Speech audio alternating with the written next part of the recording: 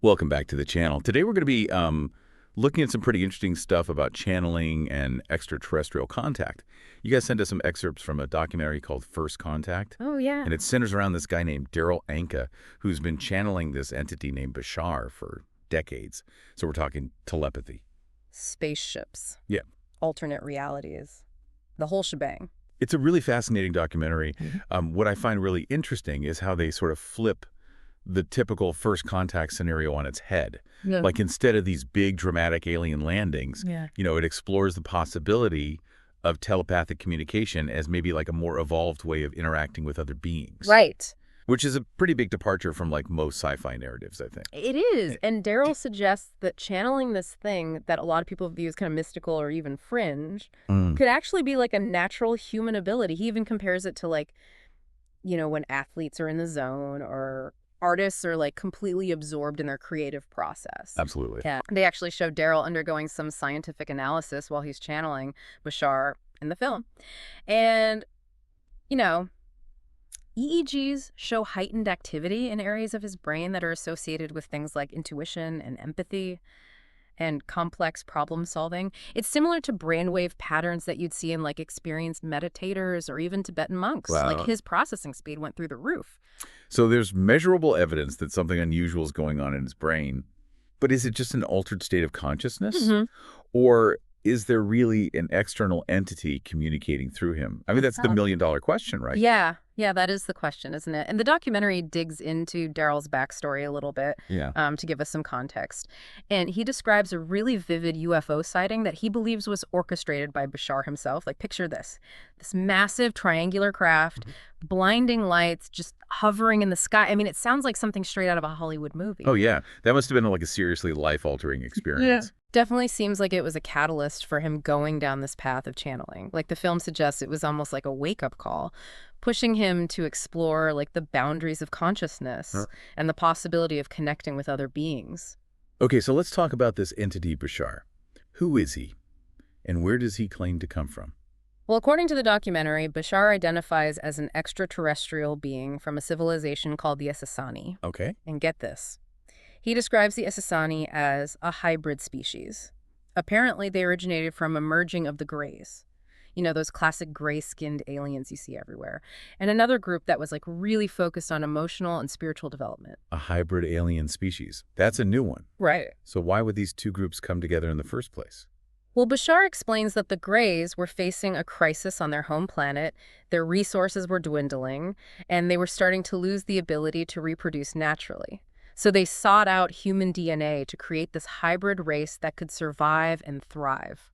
It sounds like a pretty desperate attempt to avoid extinction. Yeah, I mean, it does sound like that, doesn't it? And Bashar's message seems to be centered around helping humanity avoid a similar fate. He says that, we're headed down a dangerous path of environmental destruction and all this societal division, and he's here to help guide us toward a more sustainable and harmonious future. So he's like an intergalactic life coach. In a way, yeah. But it goes beyond just giving advice. Bashar actually claims that open contact with extraterrestrials is a lot closer than we think, and potentially even his own people. He even gives a specific time frame between 2025 and 2033. Whoa. That's just a few years away. Right. But how do they plan on getting here? I mean, we're talking vast interstellar distances. Yeah. Surely they're not hopping on spaceships like we see in the movies. You're telling me. Forget about conventional rockets and spaceships. Bashar describes a technology that basically alters an object's location in reality. So imagine like teleporting, but on a cosmic scale. Yeah. He suggests that they can essentially bend space and time to travel vast distances instantaneously. That sounds like something straight out of Star Trek.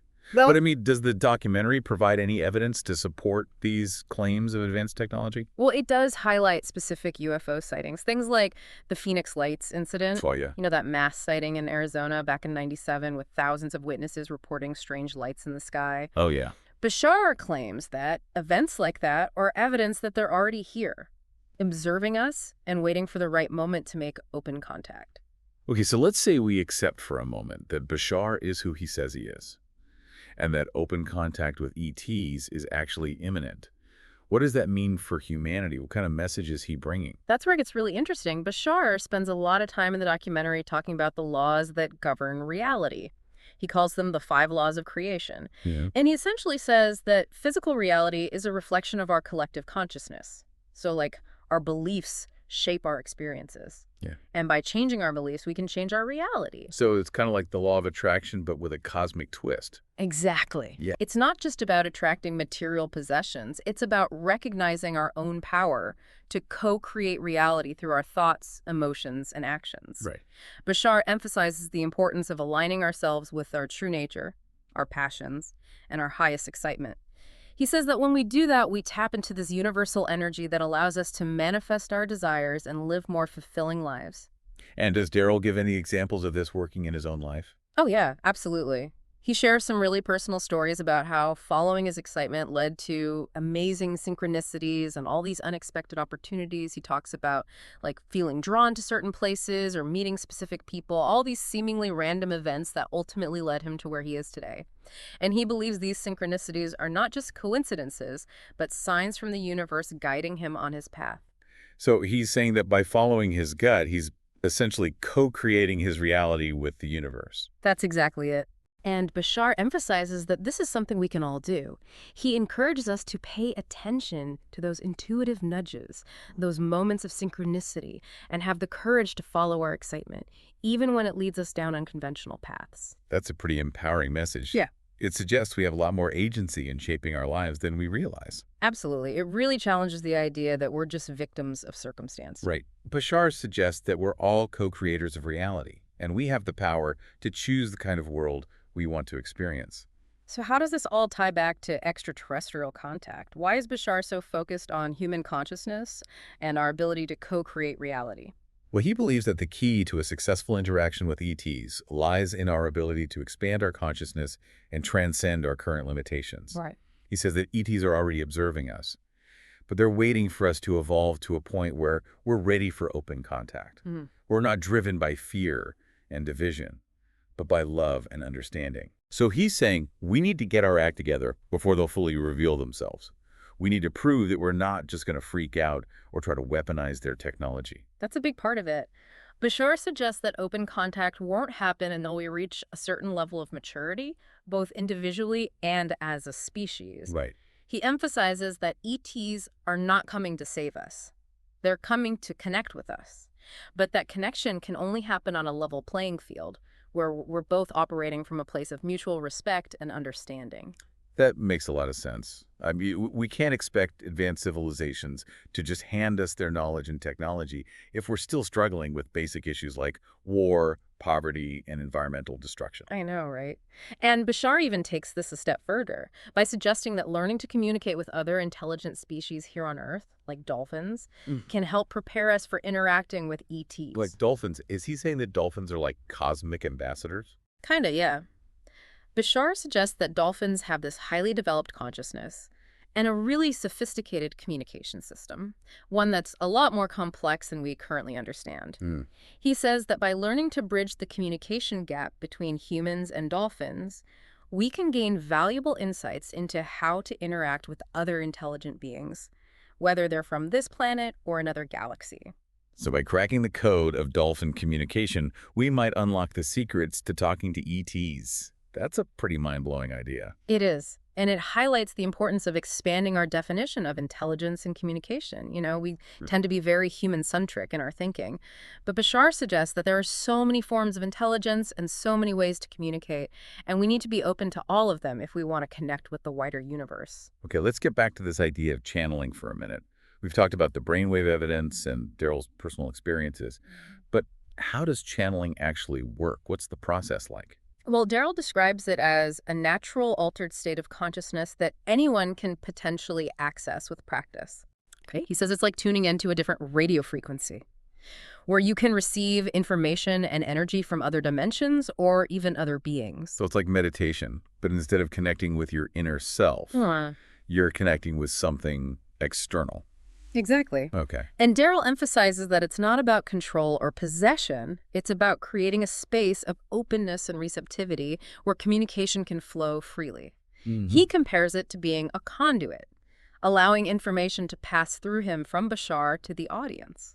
And how does he know it's really Bashar he's connecting with? Couldn't it just be his subconscious mind generating these ideas? That's a totally fair question, and it's one that the documentary actually addresses directly. Daryl acknowledges that skepticism is natural, and he even encourages people to question everything, including his own claims. However, he also points to the consistency and coherence of Bashar's messages over decades, as well as the profound impact those messages have had on countless people's lives, as evidence that there's something more to it than just his own imagination. So he's saying the proof is in the pudding, so to speak. If Bashar's teachings resonate with people and help them to live more fulfilling lives, then maybe it doesn't matter so much where those teachings come from. Yeah. Right. And Bashar himself addresses this issue in the documentary. He says that the origin of the message is less important than the message itself, and he encourages people to focus on the content of his teachings, to see if they resonate, if they make sense, if they inspire positive change. He says that ultimately the truth of his words will be evident in the way they affect people's lives. That's a pretty bold statement. Yeah. It suggests that the message has its own inherent power regardless of the source. Right. Yeah. It challenges us to go beyond our preconceived notions about where knowledge and wisdom can come from. Maybe it's not always about academic credentials or religious dogma. Maybe it's about being open to receiving wisdom from unexpected sources, even those that might seem unconventional or even controversial. So it's about being open-minded and discerning, listening to the message, and letting our intuition guide us as to whether it rings true. Absolutely. And Bashar emphasizes that this process of discernment is essential, especially in a world where there's so much information and misinformation out there. Right. He encourages us to develop our critical thinking skills, to question everything, and to not blindly accept anything as truth simply because someone in a position of authority tells us it is. That's a powerful message. And it aligns with the whole idea of taking responsibility for co-creating our reality. We can't just passively absorb information. We need to actively engage with it, question it, and ultimately decide for ourselves what we believe and how we choose to act on that belief. Exactly. And Bashar suggests that this process of critical thinking is essential not only for navigating the complexities of human society, but also for preparing ourselves for potential interactions with extraterrestrial beings. He says that ETs are not going to spoon-feed us answers or tell us what to do. They're going to challenge us to think for ourselves, to expand our consciousness, and to evolve to a higher level of understanding. So it's almost like they're giving us a cosmic pop quiz. And our ability to pass depends on how well we've developed our critical thinking skills and our capacity for independent thought. It's a good way to put it. And Bashar emphasizes that this is not about being right or wrong. It's about being open to new perspectives, being willing to question our assumptions, and being able to engage in respectful dialogue, even when we disagree with someone else's point of view. So it's about developing those communication skills that we talked about earlier, not just for talking to dolphins, but for talking to anyone, whether they're from this planet or another galaxy. Yeah, exactly. And Bashar suggests that these communication skills are not just about words, they're about empathy, compassion, and the ability to understand and appreciate perspectives that are different from our own. He says that these qualities are essential for creating a harmonious and thriving society, both here on Earth and in our potential interactions with extraterrestrial beings. So it's about more than just exchanging information. It's about building relationships, fostering understanding, and recognizing our shared humanity, or perhaps our shared cosmic citizenship. I like that, yeah. And Bashar suggests that this is where the real potential of extraterrestrial contact lies. Not in technological advancements or military alliances, but in the opportunity to learn from each other, to share knowledge and wisdom, and to evolve together as a galactic community. That's a beautiful vision. But it also seems incredibly challenging given our current state of affairs. Yeah, no, you're not wrong. It definitely won't be easy. But Bashar suggests that it's possible. And he offers some guidance on how we can prepare ourselves for this potential future. Okay. He encourages us to focus on personal growth, to cultivate qualities like compassion, forgiveness, and non-judgment, and to practice seeing the interconnectedness of all things. So it's about working on ourselves, both individually and collectively, to create a more harmonious and loving world. Exactly. Yeah. And Bashar emphasizes that this is not about becoming perfect or achieving some utopian ideal. It's about striving to be the best versions of ourselves, to live with intention, and to contribute to the well-being of others. So it's about recognizing that we're all in this together, that our actions have an impact on the world around us, and that we have the power to choose to be a force for good in the universe. You got it. And Bashar suggests that by making these choices, by aligning ourselves with our highest potential, We're not only creating a better future for ourselves, but we're also paving the way for a more harmonious and fulfilling interaction with extraterrestrial beings. So it's almost like we're sending out a cosmic invitation, Yeah. letting them know that we're ready to engage with them on a level of mutual respect and understanding. Exactly. And Bashar suggests that they're listening, they're watching, Yeah. and they're waiting for us to take that next step in our evolution. That's a pretty inspiring thought. It suggests that we have a role to play in this cosmic drama, and that our choices matter, not just for our own lives, but for the future of humanity and our potential relationship with other intelligent beings in the universe. I think so too. Yeah. It's pretty amazing stuff. Yeah, it is. Yeah, it's almost as if like we're being challenged to grow up as a species, to move beyond all our petty differences and like recognize the bigger picture. And that maybe, just maybe, these extraterrestrial beings are holding back on full contact because they see our potential, but also our self-destructive tendencies.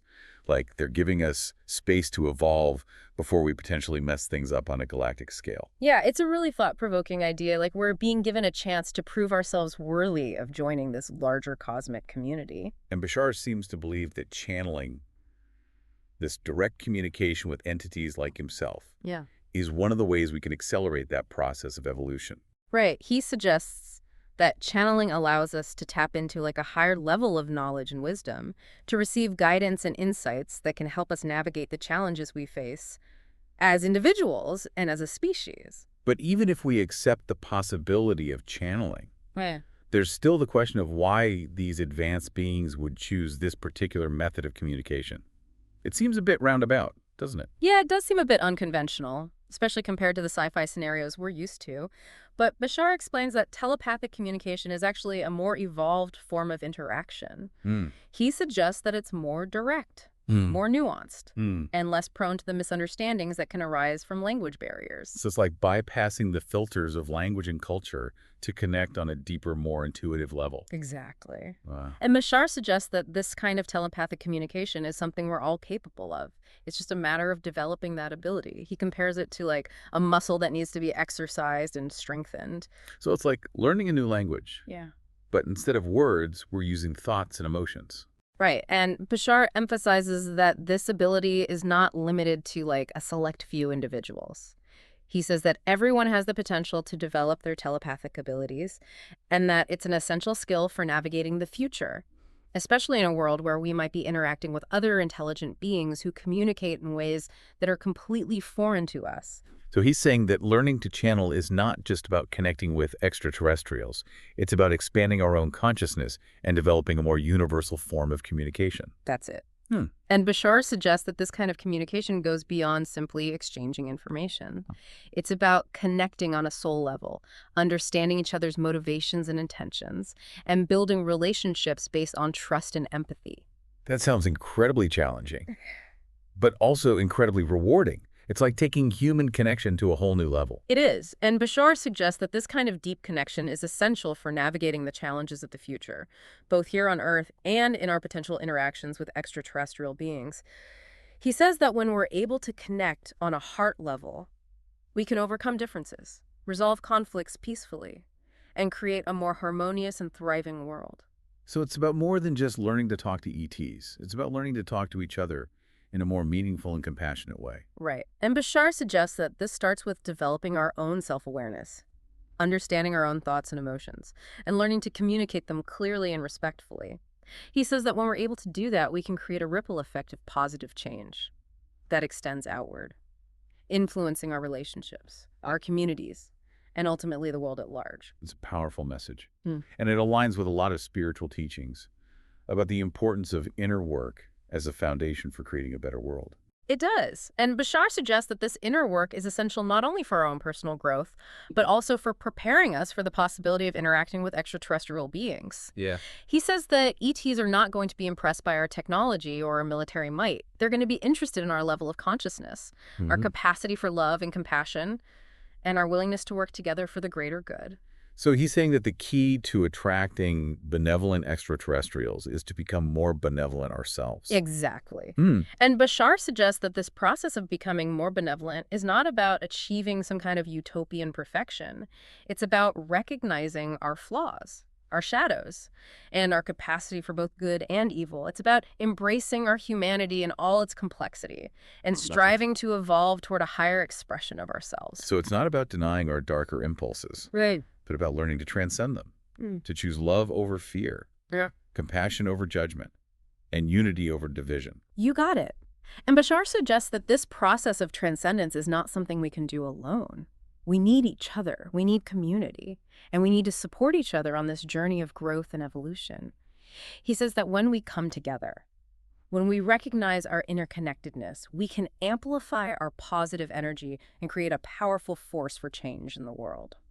So it's about recognizing that we're all in this together, that we're all part of a larger cosmic family, and that we have a responsibility to support each other on this journey of evolution. Right, and Bashar suggests that this sense of responsibility extends beyond our human family to encompass all life forms, including the extraterrestrial beings that he represents. He says that ETs are not separate from us. They're part of the same cosmic web of life, and that our actions have an impact on them just as their actions have an impact on us. So it's like the butterfly effect. But on a galactic scale, our choices here on Earth can ripple outward, affecting the entire cosmos. Exactly. And Bashar suggests that this interconnectedness is not just a philosophical concept, it's a scientific reality. He talks about quantum entanglement, the idea that particles can be linked across vast distances, influencing each other instantaneously, regardless of physical separation. He suggests that this principle applies not just to particles, but to consciousness itself, and that we're all connected through this invisible web of energy and information. So he's saying that we're not just physically connected to the cosmos, we're also energetically and informationally connected. Right. And Bashar suggests that this connection is not just a passive one. We're not just receiving energy and information from the cosmos. We're also transmitting it. Our thoughts, emotions, and actions are constantly sending out ripples of energy that affect the world around us and the wider universe. So it's like we're all walking radio towers, broadcasting our energy and intentions out into the cosmos. Exactly. And Bashar suggests that we need to be mindful of what we're broadcasting. He says that fear, anger, and hatred create negative energy that can have harmful effects, not just on ourselves, but on others and the world around us. On the other hand, love, compassion, and joy create positive energy that can uplift, inspire, and heal. So it's not just about what we do, it's also about how we do it, about the energy and intentions behind our actions. Right, and Bashar emphasizes that this principle applies not only to our interactions with each other, but also to our potential interactions with extraterrestrial beings. He says that ETs are highly sensitive to energy, and they will be drawn to us if we're radiating love, compassion, and a desire for peaceful connection.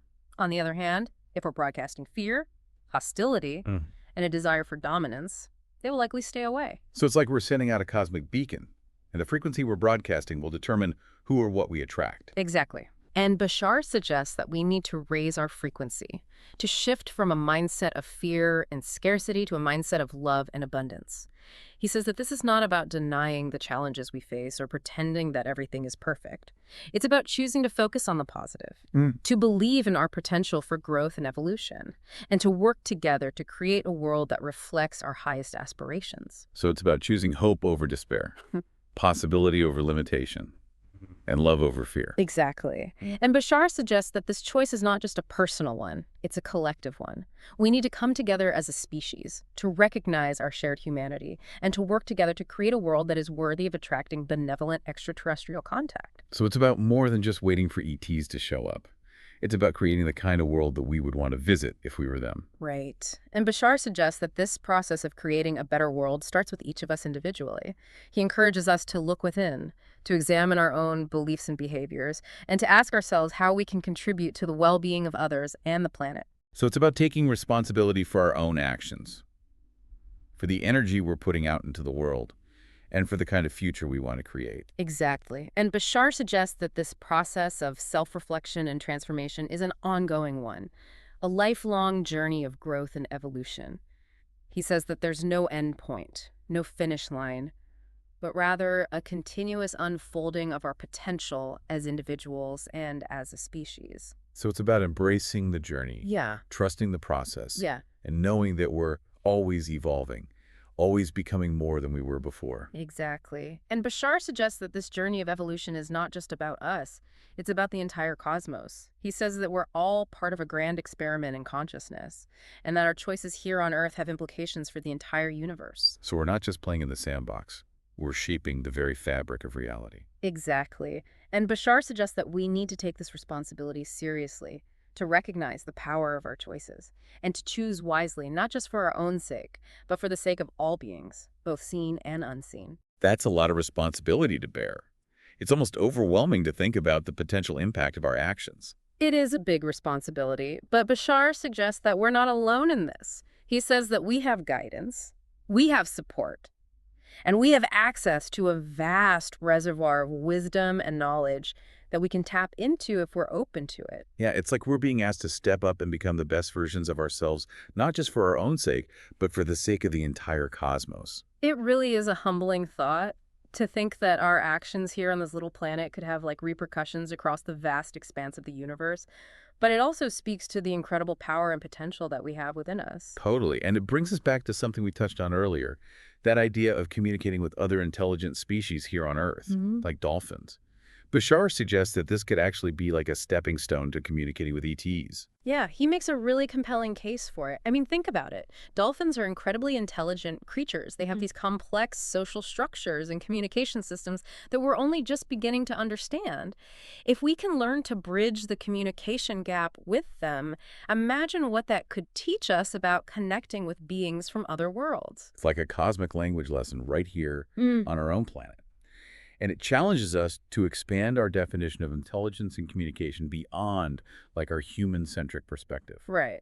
We tend to assume that communication has to involve spoken or written language, but what if there are other ways to connect? Other forms of intelligence that we haven't even considered? It opens up a whole new realm of possibilities. And it makes you wonder if some of those unexplained phenomena, like telepathy or animal intuition, might actually be glimpses into these other forms of communication. Definitely worth exploring. And Bashar suggests that by opening our minds to these possibilities, by embracing diversity in all its forms, we create a more welcoming environment for extraterrestrial contact. So it's not just about being technologically prepared. It's about being mentally and emotionally prepared as well. Exactly. Right. It's about cultivating open-mindedness, compassion, and a willingness to step outside our comfort zones. It's about recognizing that the universe is this vast and mysterious place, and we're only just beginning to scratch the surface of what's possible. That's both exciting and a little bit daunting. But Bashar seems to believe that humanity is up to the challenge. He does, and he even suggests a time frame for this open contact, claiming it could happen between 2025 and 2033. Now, whether or not that prediction comes true, it definitely gives us something to think about. It does. And it makes you wonder if those strange lights in the sky, those unexplained sightings that people report all over the world, might actually be signs that they're already here, observing us, waiting for the right moment to make contact. It's a tantalizing thought, isn't it? And it brings us back to that central theme of co-creating reality. Bashar suggests that by shifting our consciousness, by embracing love, unity, and a higher purpose, we can literally create a more welcoming environment for these benevolent ETs to reveal themselves. So it's not just about waiting passively. It's about actively creating the kind of world that we want to live in, a world that is harmonious, compassionate, and aligned with our highest potential. Exactly. And that brings us to the heart of Bashar's message. We have the power to choose the kind of future we want to experience. It's not predetermined. It's not set in stone. Our thoughts, our beliefs, our actions, they all contribute to shaping the reality we live in. So it's about taking responsibility for our own evolution, both individually and collectively. Absolutely. And it's about recognizing that we're not alone in this journey. We have guidance, we have support, and we have each other. And perhaps as we continue to explore these concepts, as we open our minds and our hearts to new possibilities, we'll discover that the universe is even more interconnected and awe-inspiring than we ever imagined. It's a journey worth taking, wouldn't you say? Full of wonder, possibility, and perhaps even a few close encounters of the extraordinary kind. Absolutely. So as you go about your week, keep your eyes on the sky, your heart open to new experiences, and your mind ready to embrace the unknown. Who knows what amazing discoveries await us just around the corner?